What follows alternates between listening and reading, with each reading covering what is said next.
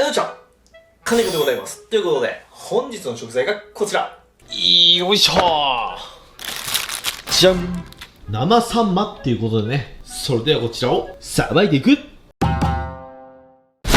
はい、改めまして、本日の食材がこちら。生サンマっていうことでね、秋の味覚、サンマを買ってまいりました。ちょっとまず見ていきましょうか。皆さん思うことはあるかもしれませんけども。マジか。こちら、サンマでございます。これですよ。鮮度はすごくいいんですけど、ものすごく細いです。今が9月の15日なんですけど、9月頭ぐらいから毎年サンマっていうのはぼちぼち出始めます。で、毎年サンマの漁獲量は少なくなってきてて、小さくもなってきてるって言われてるんですけど、なんか今までで一番ひどい気がする。いろんなとこに聞いても、太ったサンマは売ってないって言われるんですよ。取れてないって。もう加工業者でも、ちょっと買わないよっていうサンマしか取れてないよっていう風に言われて、そんなことあるんと思って1ケース頼んだら、これが来ました。20入りサイズで、この大きさ。めちゃくちゃ細いですよね。サヨリじゃないかっていうぐらい細いんですよ。ちょっと衝撃を受けております。で、この原因としてはね、海外の船がたくさん取ってるとか、温暖化の影響がとか、いろいろ言われてるんですけども、それの対策どうのこうのっていうのはマジで難しいわけですよ。何年間サンマを禁漁にすべきだとか、いろんな意見があると思うんですけど、そんなことしたらね、サンマで生計を立ててる方はどうするんだっていう話にもなりますし、日本が禁漁したとこで他の国がもう取ってしまうっていうね、もう本当難しい問題になってしまうんで、まずは僕ら消費者は、この細いサンマをどのようにして美味しく食べたらいいかっていうのが問題になってくるわけですよ。もう昔みたいに2、300円でもう丸々超えた、もう内臓脂肪バリバリの、もう焼いたら部屋中煙だらけになってしまうような、あのサンマはもう手に入らない。そんな時代になってしまったんだなっていう現実を受け止めなければならないのかなと思いました。すごく僕今複雑な心境です。本当にないんですって。もしかしたらあるにはあると思うんですよ。太った個体も取れるとは思うんですけど、極端に少ないんで、本当に1尾5000円とか1万円ぐらいで取引されてるっていうのを聞いたことあります。3枚1尾5000円1万円の世界ですよ。マジですごい世界ですね。で、知り合いのお魚屋さんに聞いても、もうこのまましたらもう数年後、数十年後にはサンマは絶滅するよって言われてますね。このサンマっていう食べ物が美味しいっていうことがもう世界中に知られてしまったんですね。なんでみんながもう欲しがるわけですよ。生物として美味しい生き物は絶滅してってしまうんですね。すごく難しい話ですけど、まずはこの痩せたサンマをどういう風に美味しく食べたらいいのかっていうのに今日はフォーカスして動画を作っていきたいなと思います。いやー、にしても本当に細いな。これ。指2本サイズです。画面越しでもわかりますよね。で、このサイズはね、塩焼きには向かないんですよ。ここら辺でギリギリいけるかなっていう感じですね。そうだな。もうね、パッサパサなんですよね。このサイズ焼いても。このサイズのサンマを塩焼きにして食べるんだったら、油の乗った北海道産のイワシとかを焼いて食べた方が僕は美味しいんじゃないかなって思います。塩焼きだったらね。かといって刺身にするにも、ちょっとね、さっぱりすぎるんですよ。ここまで細いとさすがに油がないと思うんで、刺身でもそこまでなっていう魚だと思うんですよ。まだ塩焼きより刺身の方がいけると思うんですけど、そうなってくると、やっぱりね、油を使った料理、結構味付けをする料理が主流になってくると思いますんで、今日は僕の好きな料理、こちらのガリガリのサンマを使って、サンマのかば焼きを作っていきたいと思います。サンマのかば焼きはね、給食とかでよく出て、みんな大好きなレシピですよね。今日はそれを作っていけたらなと思います。じゃあまずはこちらのサンマを開いていきます。よし、では開いていきます。にしても細いなぁ。断面もこんな感じですね。油が少ないな。内臓脂肪もね、本当にない感じですね。じゃあまずは内臓を取ってみましょうか。魚の脂の乗りは内臓に全部正解が乗ってますんでね。うわぁ。これはちょっとな。全然脂ないですね。こいつはどうだ？こっちはちょっと腹がしっかりしてますね。これはね、ちょっとありますね。ほら、さっきと比べて全然違いますよね。この1匹ぐらいかな、見ていいなと思うのは。いやー、でも似たり寄ったりですね。この1匹だけものすごい良かったです。でもものすごい良くてもこんなレベルですからね。このぐらいの脂の乗りで、ようやくお刺身でいけるかなっていう程度ですね。で、開く場合は、背開きで、こう入れて、反転させて、ここから、で、尻尾の方でパチッと切ると。背骨が取れたら、次は腹骨を落とすと。1、2と。はい、こんな感じで、サンマの開き切れが完成ですね。で、もう一個やり方がありまして、これは内臓が出ないやり方。頭を落として、で、さっきはここで内臓を落としたんですけど、もうそれを大幅にカットして、ここら辺から包丁をスッと入れて、こんな感じで。で、コツは腹骨を切り落とさない。こんな感じにしたら、もう一回入れて、背中までビーッと入れます。こんな感じですね。そしたら反転させて、こっちもお腹のここら辺、上側を通して、こうやって入れます。で、その入れたところから、スーッと入れます。で、これでサクッと落として、こんな感じ。まあちょっとね、説明するの難しいんですけど、要するにお腹を切らずに、内臓をまな板にべちゃっとつけないやり方ですね。ちょっと今回攻めすぎてしまって、内臓少し出ちゃってますけど、上手にやるとね、すごく仕事も早いし、まな板が汚れません。で、こうやってちょっと残った腹骨をすいてあげると。そうするとね、こう、切り口がシャープで綺麗な開きができます。普通にお腹を落としたバージョンと比べても、ぶどまりも一緒ぐらいなんでね。僕はね、このやり方結構好きなんですよ。頭を落として、ここら辺からこう入れます。で、ここで腹骨を切り落とさない。そしてそこからスーッと包丁を入れて、ピッとやります。で、開いて反転させて、お腹のギンギンの真ん中ぐらいに包丁を縦に入れて、尻尾まで行きます。そしたらここ包丁で角度を変えて背骨を通す。ビビビビビと。そして尻尾まで行ったら包丁を立ててコンと切る。そうするとほら綺麗に開けます。で、あとはちょっと腹骨が残った場合はここをすいてあげると。まな板は汚れずに、ちょっと出ちゃいましたけど、お腹を全部出しちゃうよりかはまな板汚れません。で、切り口もシャープに綺麗に開くことができます。さあ、そういう感じでどんどん開いていきますね。こう入れて、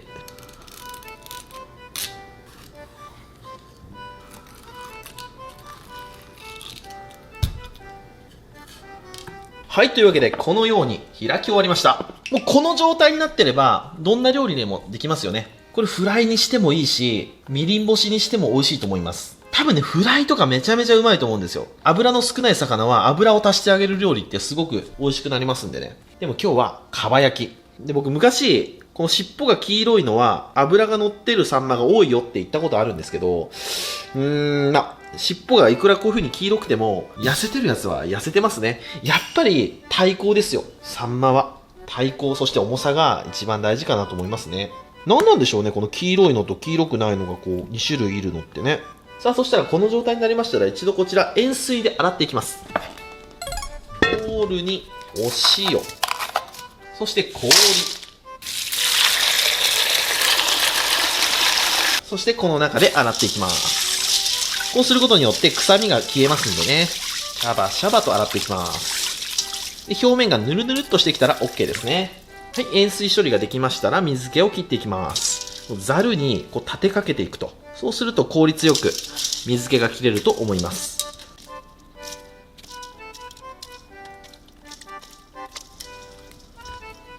はい、ある程度水気が取れたら最終仕上げでペーパーで水気を取っていきます。はい、こんな感じ。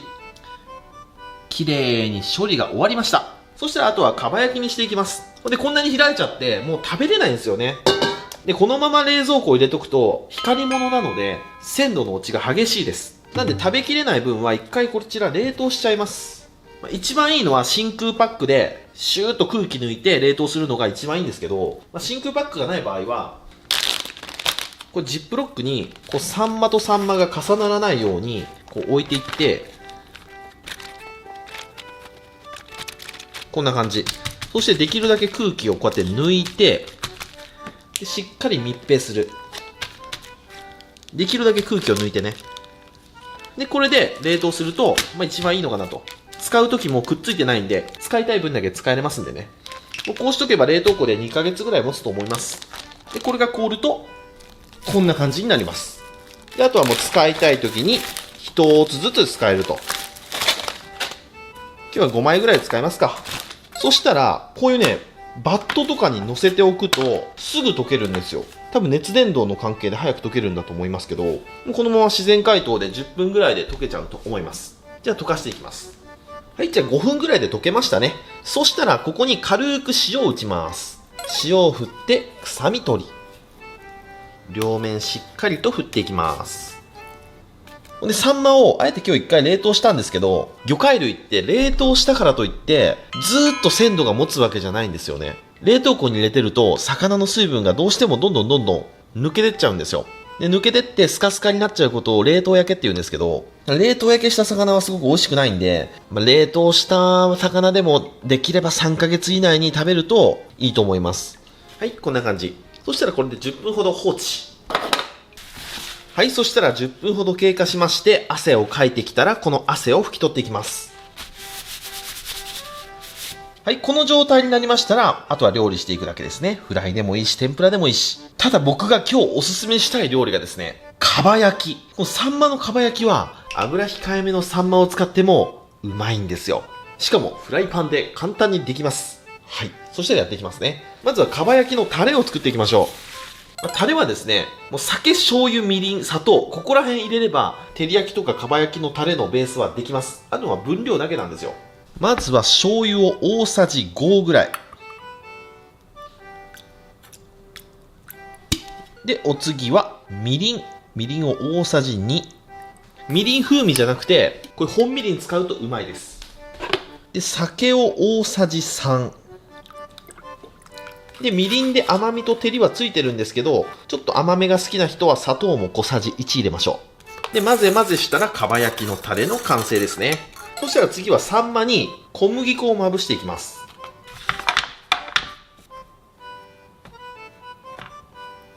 この小麦粉をつけることによって、焦げ目が綺麗につくし、タレがしっかり乗ってきます。こんな感じですね。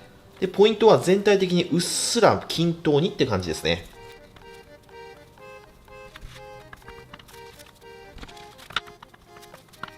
はい、このように小麦粉がつきましたら、こちらを焼いていきます。フライパンにサラダ油で火にかけて、はい、で油が温まったらそこにサンマを入れていきます。身の方を下にして焼いていきます。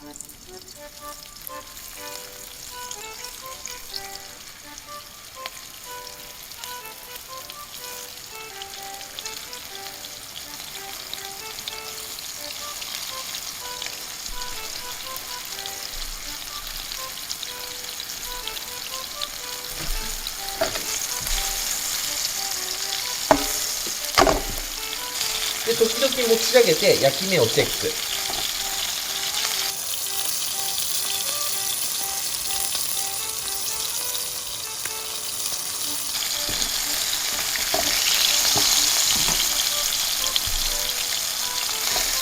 い感じですね。はい、焼き目がつきました。そしたら皮目も焼いていきます。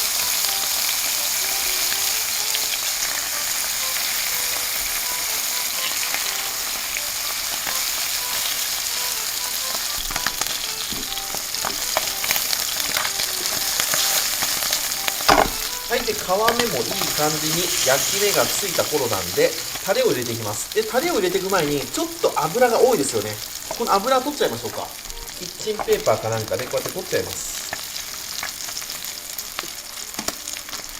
完全には取らなくていいんですけど、ある程度取っちゃいますね。サンマから出た余計な油もこの中に入ってますんで、そういうのもここの段階で取っちゃいます。はい、こんな感じでパリッと仕上がってますんで、ここに先ほど作っておいたタレを入れていきます。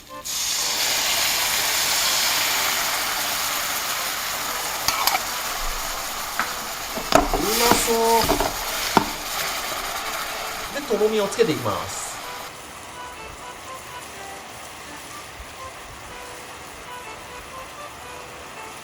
で、みりんが入ってますんで、すぐにとろみがついてきます。もういい感じですよね。焦げないように慎重に。はい、いい感じに照りが乗ってきましたね。よし、このぐらいになったら OK。 火を止めて、こちらをお皿に盛り付けていく。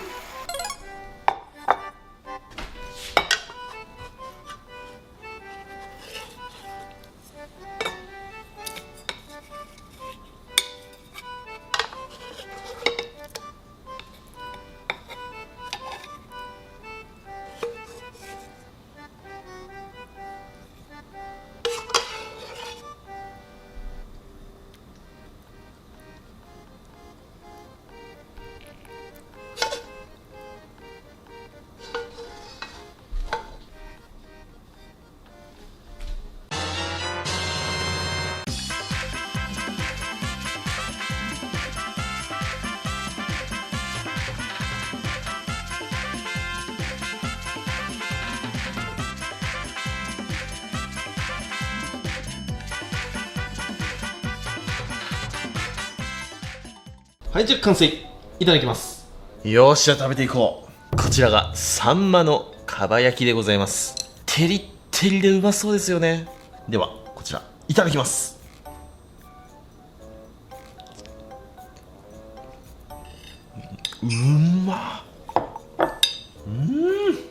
味が濃くてうめえ。ちょっと今回は煮詰めすぎたかなっていうのありますね。味濃いめですね。でも僕はね、結構濃い味が好きなんで、このぐらいが好きなんですよね。で、ここに、この山椒ですね。山椒をパッパッとかけると、またうまいんですよ。いただきます。めちゃくちゃうまい。油が少ないサンマには、ああいう油を足してあげる料理がすごく合うんですよね。で、甘めのテリッテリのタレを乗っけることによって、さらにサンマの油のなさをカバーできますよね。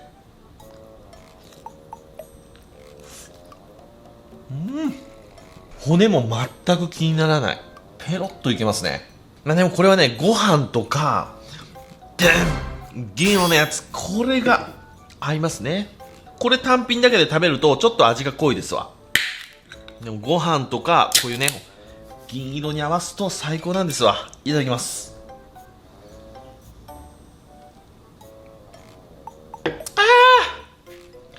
うめえ、合うな。やっぱサンマってうまいな。それじっくり食べていくよ。ごちそうさまでした。ということで今日はちょっとガリガリのサンマを使ってサンマのかば焼き作ってみましたけども、あの料理はうめえ。ほんで今日のかば焼きのタレはちょいとしょっぱかったです。まあ、酒醤油身に入れときゃある程度形になるんですけど、やっぱり料理っていうのは奥が深いもんで分量って大事ですね。で一番簡単なやり方はうなぎのタレをちょっと水とか酒で伸ばしてそれでやっちゃうっていうパターンで、それが一番間違いないなと思いますね。タレ作る段階でちょっと山椒の実とかもポポッと入れると季節感が出てちょっとピリピリっとして美味しいのかなとも思いましたね。ほんでね、市場関係者の人からちょっと聞いた裏話なんですけど、あるにはあるらしい。太った丸々のサンマ。ただ仕入れ値が1本2000円だよって言われました。2000円と思って。なんでケースで買うと20入りだったら仕入れで4万円なんですよ。あるにはあるらしいんですけど、数がめちゃめちゃ少ないのと、仕入れる側も結構リスクがあるんで、なかなか店には並んでないだけみたいですね。もう数百円で内臓脂肪バッチバチのこんな丸々太ったサンマはちょっと食べれない時代になってきちゃったのかなと思いました。もうサンマは高級魚なんだなと。はい、というわけで今日ご視聴ありがとうございました。バイバイ。